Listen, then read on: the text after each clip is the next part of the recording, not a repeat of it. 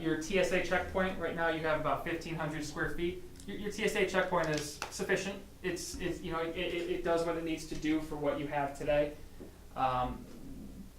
In your peak hour though, you know, we do believe that, you know, for passenger comfort, you know, to ensure that the lines don't commingle. I know right now they can kind of, if there's a long TSA line, they can kind of bump back up into your ticketing lines, and it gets confusing. You know, based on the planning requirements, you know, we believe that you should be planning for two screening lanes long term, and about 4,500 square feet of screening space.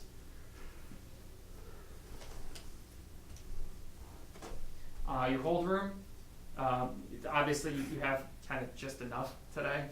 You know, a little bit of wiggle, but just enough on a busy day. I think Ron has sent me some pictures of some folks, you know, kind of huddled around. You know, just when it gets busy, if you have delays, which are, you know, obviously in a climate like Ogdensburg can happen. You know, right now you have about 2,800 square feet, but we believe right now you should have about 8,000, 8,400. And that's to have ample concessions, restrooms. It's not just where you sit, but it's all the other facilities in those areas. Ultimately, we believe you should have about 9,000. So obviously, there's a big deficit in there. You know, and again, what you have right now, it's serviceable. But in order to ensure that you have that passenger comfort, the ability to expand, we do believe that you should consider additional space long term. Baggage claim. Right now, you have about 1,300 square feet. You have one belt. Right now, one belt we agree with. Long term, you may want to consider a second belt, depending again on how your flow of traffic is. You know, and ultimately a space requirement of about 11,000 square feet. So again, about a 9,700 square foot addition. That's ultimate. You know, right now today we believe you should have about 7,300 square feet. So more space. Again, it's tight. I know the capacity constraints in that room on their own are tight. You know, the baggage claim in itself is, you know, partially interior. You know, so typically it's recommended that you have full access to the entire baggage claim instead of just one side where you have a lot of people trying to huddle up on it. You know, again, it's passenger convenience at this point. Any circulation, you know, typically we're looking in this, you know, space between when you're coming in the building, going to ticketing, or you've gone through security. Now you're trying to get to the hold room. Again, you don't need a lot of space for this because it's a small airport. The peak operations are not significant. You have about 130 square feet of circulation today. You know, likely, you know, that number should be a little bit higher, more movement areas, a little bit more space in the hold room. For an additional 1,200 square foot ultimate. And then just kind of a couple kind of other features in the terminal. Additional support space for the airlines. We typically recommend about 500 square feet. Operations, maintenance, additional space for your staff at the airport. And then just you know, as we've looked at all of the other additions, you're going to need additional mechanical, utility rooms, etc. So an additional about 10,000 square feet. So federal inspection service space. That's something we can consider. Can we put that on the list as well? We can put that on the list. Yeah, that's something we can add in. That we have not looked at that yet, but that is something we can add to the facility requirements. That typically would put you somewhere probably in the 10,000, an additional 10,000 square feet, just because they have their own bathrooms, hold rooms, their own baggage claim. It's a substantially sized facility. So in the end, excluding the FIS, we believe that your terminal today, based on your operations, your Allegiant operations today, as well as your Cape Air operations, you should have a terminal of about 40,000 square feet, 42,000 square feet. Ultimately, as Allegiant operations increase in both frequency on a daily level as well as destinations, you know, your peak hour will increase, and you start to see some of the essential air service changes. We believe you'll need a terminal of about 48,000 square feet. So ultimately, the deficit right now is about 39,000 square feet. This kind of comes back when we were here earlier this year. We said that we thought it was going to be about 50,000 square feet. So that's about where we are. It's kind of, we were able to back into it. That you know, kind of just put it into comparison. Plattsburgh, if you've been to Plattsburgh, they are at 120,000 square feet. Elmira, the terminal they're rebuilding is gonna be about 80,000 square feet. So, kind of into that level of perspective, it's obviously smaller, we're not looking at that level of peak hour, that level of traffic, but clearly more than 10,000 square feet is necessary. Maybe this is a parking lot question, but if we have a 10,000 square foot building now and the costs are X, if you multiply that by 5, odds are the costs are gonna be 5 times that. Whether you're heating, cooling, maintaining, Yep. whatever. Is there thought in terms of how to increase the efficiency there of this? Or where does that come into play? Because I'll give you an example. You don't wanna have a building that's 5 times more expensive tomorrow as the one you're operating today. Absolutely, and there's a number of energy efficiency options that can be considered. I mean, what you have right now is it's a beautiful lot of glass, a lot of places for heat to escape that will increase costs.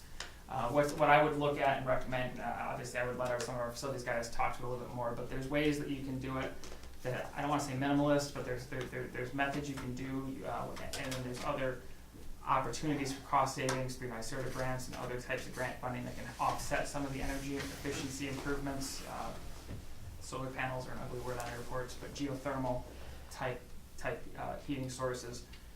There's ways we can look at to help offset some of that. I don't think it's quite a 5, if you increase it 5 times, it's 5 times, because you're still gonna have, a lot of your staffing is gonna be the same, but some of your utilities are obviously gonna go up. Obviously will cost more to clean and that type of effect, but it will go up, obviously. I just don't know if it's Sure. quite that apples to apples. Okay, thank you. One other thing we did look at, so we did also look at, and I don't have slides for this, but I just kind of want to talk through it. We did also look at hangar space, parking lots, snow removal equipment buildings, airport fire stations.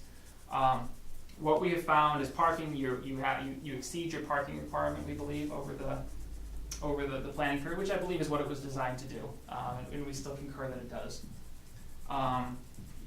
Fire station and snow removal equipment should be co-located or have new facilities. Fire facilities should meet Index B standards. Snow removal equipment, again, snow removal equipment buildings, if you're looking for FAA funding, they're very minimalist, so it's essentially bays.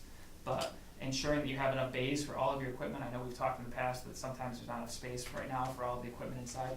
In a climate like Ogdensburg, all of your equipment should be inside, so we will, in our final sizing of facilities, make sure that we have an adequately sited snow removal equipment building. And that hangar space today for based aircraft, we believe you have sufficient capacity.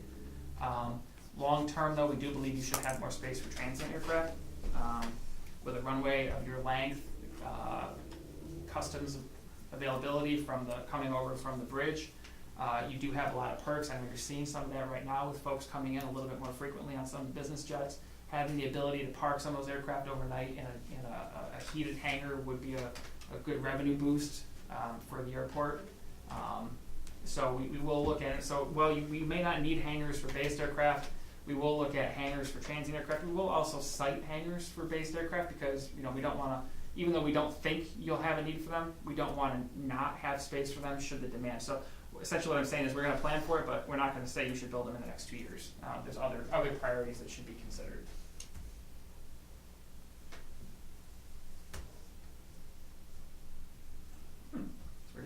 Okay, so we took a look at a number of alternatives for the airport.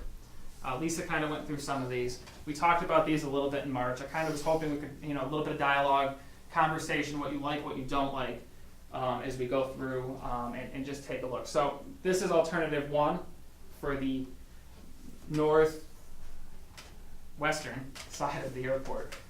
Essentially what we have is we have a 50,000 square foot passenger terminal. We have your parking lot staying essentially the same with some room for expansion down the road long term, if necessary, if the demand exceeds what we're forecasting. We have, we've tweaked the exit right now from the the terminal apron down to the parallel taxiway. That's a non-standard condition. You'll see this is shown in all of our alternatives. You currently have a modification of standards with the FAA, and they're gonna ask you to get rid of that at some point if you're doing any improvements to that apron. Because technically you're not supposed to have direct access from an apron down to a runway, crossing a parallel taxiway, which this does. What you'll see here is you'll see that we've shown enough space for 3 aircraft parked at the gates. As you'll see there, it's 2 A320s.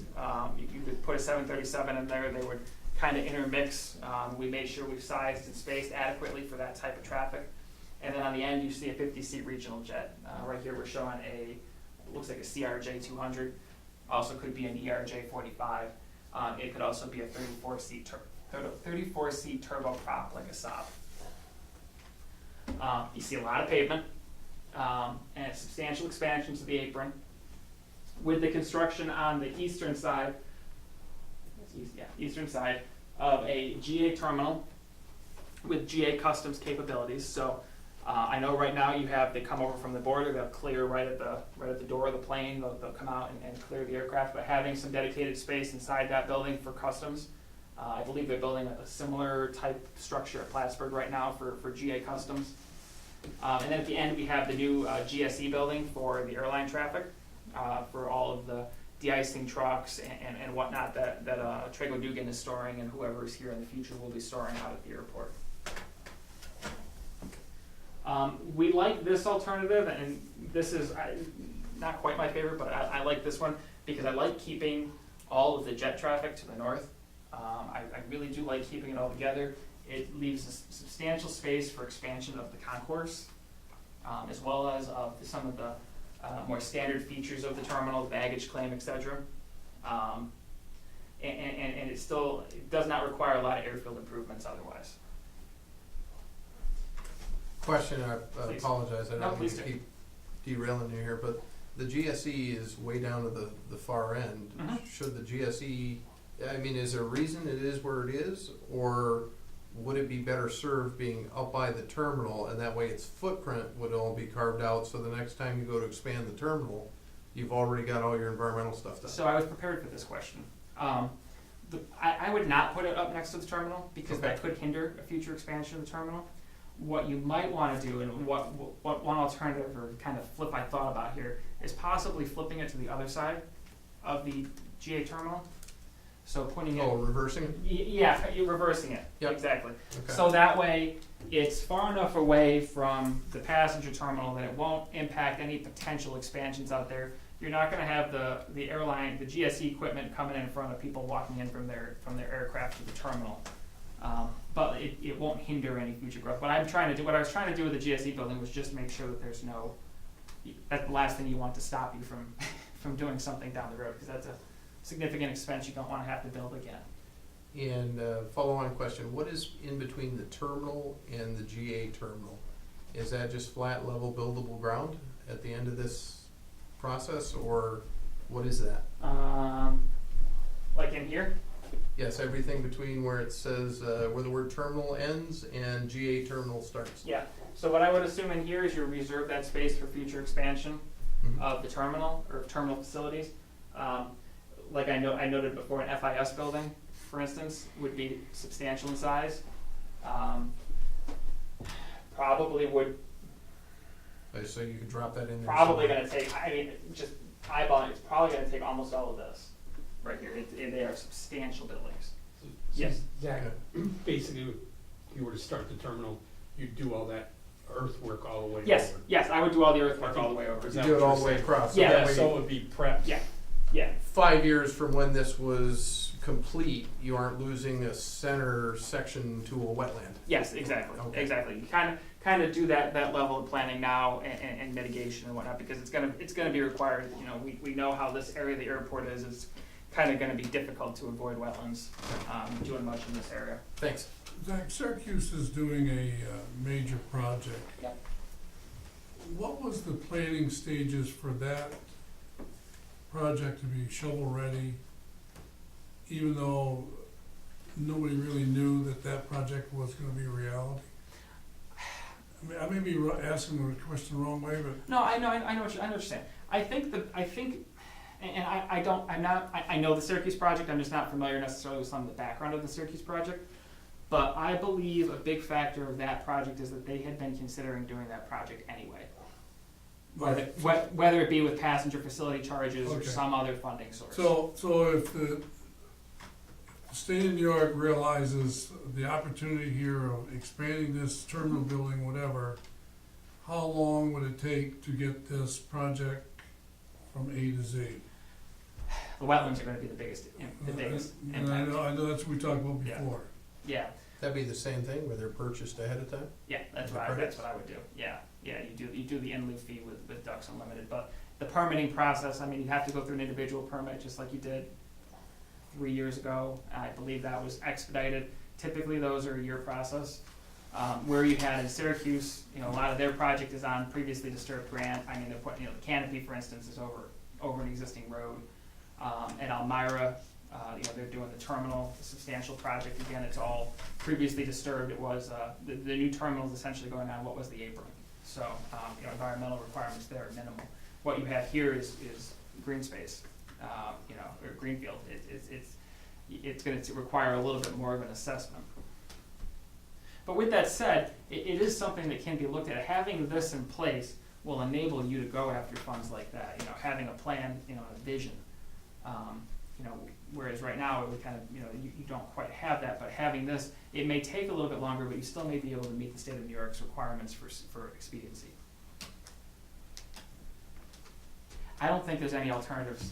I would have trouble finding a way to do a meaningful expansion of the terminal where it is today without impacting a wetland somewhere.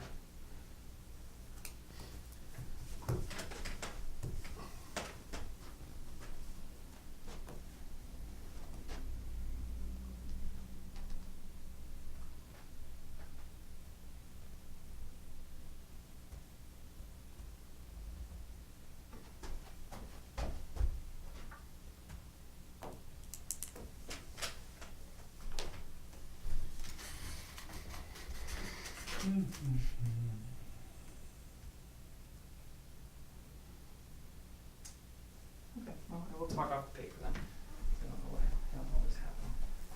So,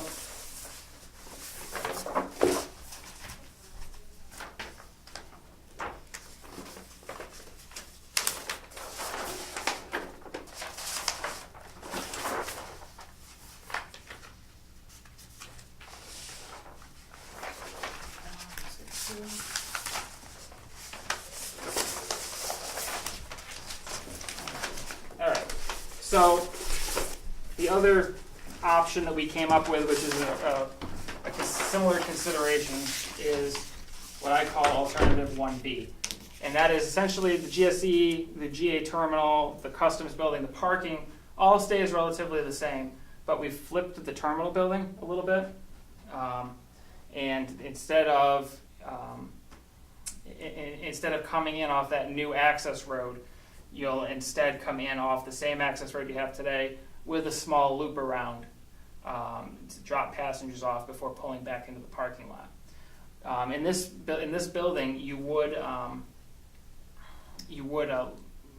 remove or stop use of the existing passenger terminal for terminal purposes. With that said, we would propose reuse as airport administration space, possibly a restaurant, that type of public space that could still be accessible by the public, still park in the parking lot, the old original airport parking lot for whatever, you know, if you have restaurant, whatnot, you know, a good airport restaurant is always sought out by folks. That kind of look. So what that would do is that would reduce the walk from the parking lot, and would still give you that space for that expandability of the terminal by enabling the concourse to continue extending out to the east. And then there's even ways that we could think of with the FIS that you can build that last gate on the end, because an FIS gate is different because it's got two levels, because you got to have the level that you're coming down from the concourse, but then you have to have that secure level to get you back to the custom screening area because they don't want to let you on the terminal otherwise. So there's ways that we can do that. We can design that with this layout. This would be what I would deem to be a preferred alternative, or I like this one a little bit better, just because the walk from the parking lot is a little bit less, and you're reusing, at least in the short term, you can get away with reusing some of your existing access road infrastructure. Question I have, Dak, Yep. in regards to flexibility of all these plans that you have. Mm-hmm. If you assess your drainage as it's draining to your outpost the way you want it, are we locking ourselves into only one particular area to use? Or are we gonna be so flexible that we can move here and there, whatever we wanna be? I mean, In terms of the drainage improvements? yeah, I mean, the drainage improvement, will we have flexibility of where we're gonna go, or with the drainage that you're proposing puts the terminal building in a specific area? No, it doesn't, it does not. It does not put, the proposed drainage doesn't put the Okay. terminal building in a. All right, and that's a key component of all of this, because if you're locking yourself into one area, then you're, okay, good. Where is the, sorry, just a quick Mhm. side question again, the RATC parcel, where would that be located in this, the remote air traffic control? Yeah, from all the documentation we're finding from remote air traffic control, the test site in Virginia, the documentation that's been used by Saab in Europe, that facility operates off towers. Okay. Small, narrow, light pole-esque towers. So, you won't need to have a substantial facility for that, kind of like you do now with the big footprint for all the people that are So in it's there. inherently there somewhere? It's inherently there. Yeah, it's something that I don't even think I think it'd be like a light pole or something. I don't think you'd show it. Okay. It's there's obviously good sites on the airport, and it's multiple poles. It's not just one pole, because you can operate. You can have a pole on one side, you can have a pole on the other side, and a pole in the terminal area, or something along those lines. But everything we've done, because I know you've brought this up a couple of times, and it's everything we've seen so far is that it's very, very, very limited infrastructure. And then just the last passenger terminal, and I lied, this one is actually my favorite one. And what I would recommend as a preferred alternative, and this would include reuse of the existing passenger terminal Good. for the expansion. So what you'll see here is you'll see reuse of the existing building, and then the construction of a concourse. Obviously, you'd have to realign the building. We'd have to find a way to make it work within the building. But we feel as though that if you're going to reuse the existing building, you still have to have a concourse that extends parallel with the runway. That it would, having a concourse coming out this way, you can't go this direction and stay outside of the taxiway object-free areas and the runway, some of the runway protection zones or runway safety zones. So we really feel as though if you're going to reuse the existing terminal, you do still need to have a concourse that extends out to the east. No, you're saying reuse the existing terminal. We'd have to go straight down towards our canopy building? Yes, you'd have to relocate the canopy building. Yeah. But we'd go down, how far would we go down? What's your estimate on that? I would say that is probably, of course he used a weird one, that is probably about 200 feet. 200 feet addition to the existing terminal? Yeah, and then an expansion down to the east of, that is probably about 1,000 feet. Does our loan requirements have anything to do that we can't touch that building, our terminal building? Nope, that's all ours. All ours? 100% paid for Okay. by us. Okay. And there's ways that I can see that building working with the baggage claim still remaining kind of where it is, covering it, converting that into covered space, but there are ways, with kind of some of the thoughts I had was that you could put TSA up in this area, have an escalator or something, because if you're going to want to go up a little bit if you're going to have jet bridges at some point. So have TSA at the top, kind of like you go to Syracuse. You get up to the top of the steps, and you have your security, and you go through. Something along those lines may be an option. You go through here, and then you go down the concourse. There's a lot of different ways to think, but even as we've started this project, if you're going to, I've always kind of thought if you're going to reuse the terminal, you really need to have that straight out concourse that allows the aircraft to pull in, and then they'll get pushed back out onto the taxi lane so that they can exit out into the taxiway and go where they need to go.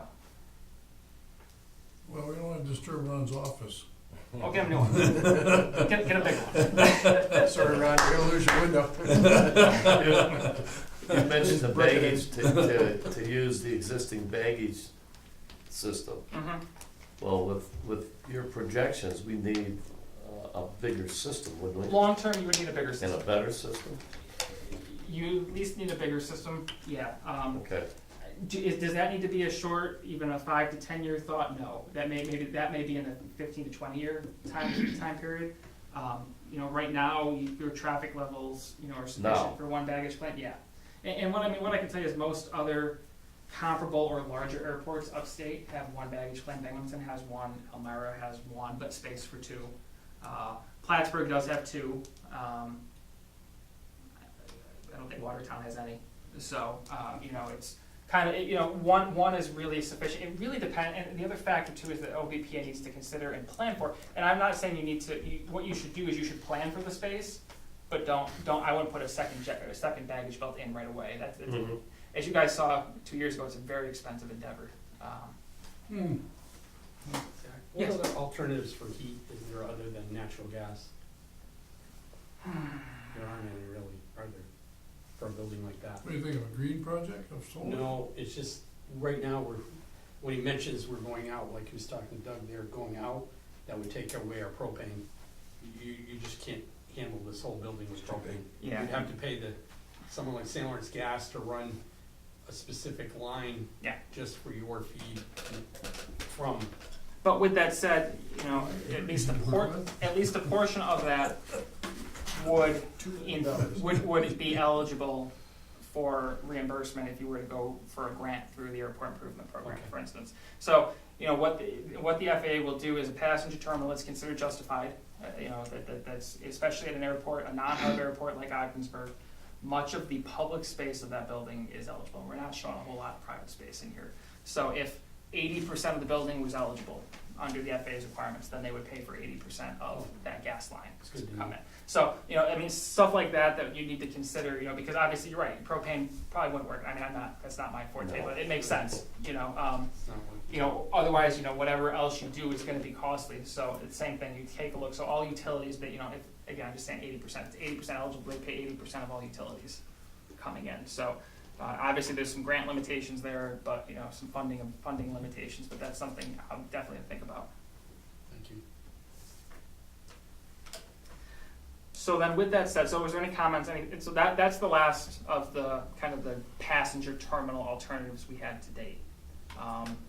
You know, with this one, we do show relocating the GSE and the customs building. Actually, it is shown in the way that I mentioned to Wade before, with putting the GSE building on the terminal side of the passenger terminal side of the GA terminal. We also do show the construction of a fuel farm on the north side of the airport, down here at the end. Well, that's dream world, because we got a lot of work to do to increase our employment here, because if not, this is all for naught. Yeah. So just kind of on the flip side, so just to talk about the GA a little bit. Obviously, we've had some discussion on we talked about it on the facilities on the facilities up here to the east. You know, whether you like them or not, you know, there is space there. You know, obviously, it sounds like based on the discussion before that would not be the preferred alternative. So the other alternative that we had come up with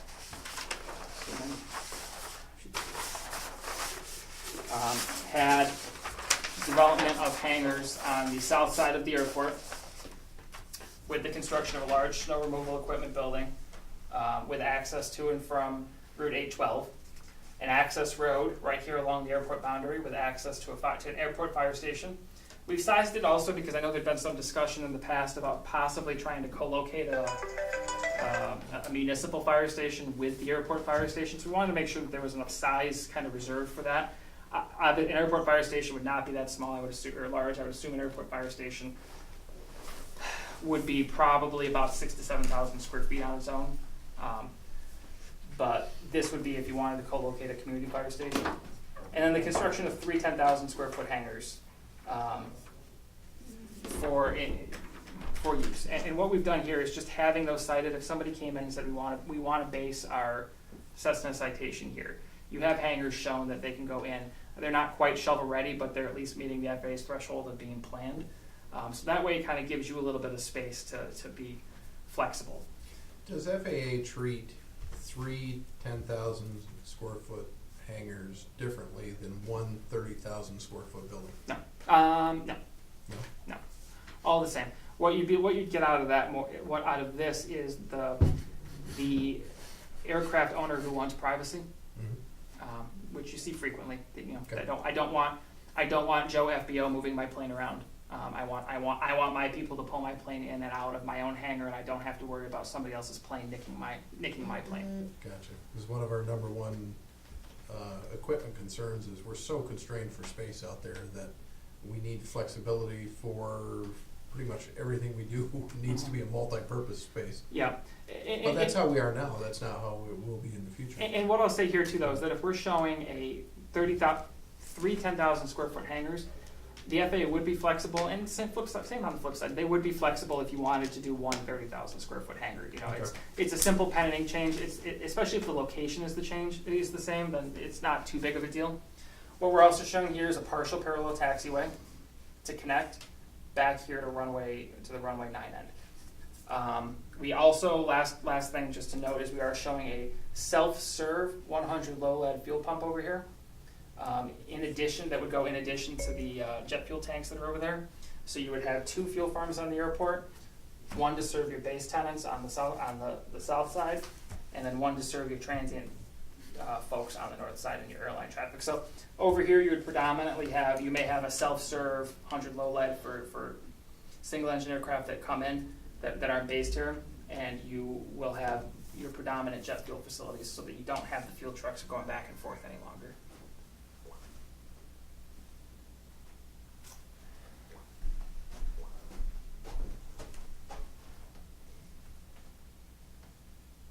So just kind of where we are in the process, just to kind of wrap up. We expect to have interim report number 2, which is the terminal area facility requirements, kind of written out and completed, as well as the alternatives and draft recommendations completed by August. Some hiccups we may have just in schedule at this point, and getting those done is just FAA review. FAA will also need to review these documents when they're completed in addition to OBPA. It's a busy time with the FAA. It's hard to get things pushed through, so we'll do the best we can. We'll push, but it's we'll meet our schedule. I just don't know if they'll be able to get their reviews completed in a timely manner at this point of their fiscal year. And then where we are right now is, assuming the reviews are timely, we anticipate completion of the terminal area plan, the report, the updates to the airport layout plan set by December. Well, once again, looking at all this, it would be very helpful for us if we had another airline lined up I agree. to come in here with our plans like we did the first time. And No, I agree. And it's, or even increased service by an airline that's here today. Yes, I think would help Yeah. too. That's the best alternative. Yeah. Either But- or, yes. But I think the biggest problem is that if we don't have this set up, if you don't have something yeah. like this, then we're running around Yeah. like we were 4 years ago. Yeah, oh, absolutely, Yeah. absolutely. Where is the, I guess, food for thought, for question? We run a parking lot that generates revenue, Mhm. and I know FAA projects are, you can't generate any revenue with anything. Where's our event space? Something that we could have our senator or assemblywoman get behind and say, hey, we want to help you build this event space we've been talking about for years and years out here at the airport. And again, that helps leverage the parking aspect as well. What kind of event? Are you thinking like weddings? I don't know. We've had wedding shows. We've had various events like over in the industrial buildings when things are. In alternatives 1 and 1B, that would be in your old terminal. Oh, okay. Some they have conference rooms that you can rent, Yep. that you can fly in and Yep. you have a meeting with somebody and you're gone. So in alternatives 1 and 1B, that would be the old terminal. Where we have designated for a restaurant or, airport administration. Honestly, the hold room right now would be perfect for something like that. Certainly. It's got the views, it's got the access. If you were to go with alternative 2, which is a good alternative, then we'd have to cite. We can look at citing some space in that area. I agree with your weight. Having it right next to the parking lot is ideal. There is space to go the other direction to the Yeah, I the- just to don't the wanna have south. to be writing security deviations with TSA every time we Yeah, wanna no. do something, so. No, and there is space to go to the south with that building, Okay. if you wanted to, for something along those lines. Where you have issues going south with other uses, like, with like putting an airplane there for a jet bridge, would be the wingtips, so, trying to, going so far. But if you were to Okay. bump the building out, that would give you a little bit more space, especially if the stormwater pond is gonna disappear. Well, the concern I have is internal revenue space. What do you do with restaurants, those type of things? The airports don't make it the other way, they make it with what happens inside that terminal building. Yeah. If you're building a building like this and you don't have space to internally raise revenue, And that's a problem. And one of the key things too to look at, so a big event space, like talking, would not be, eligible for FAA funds.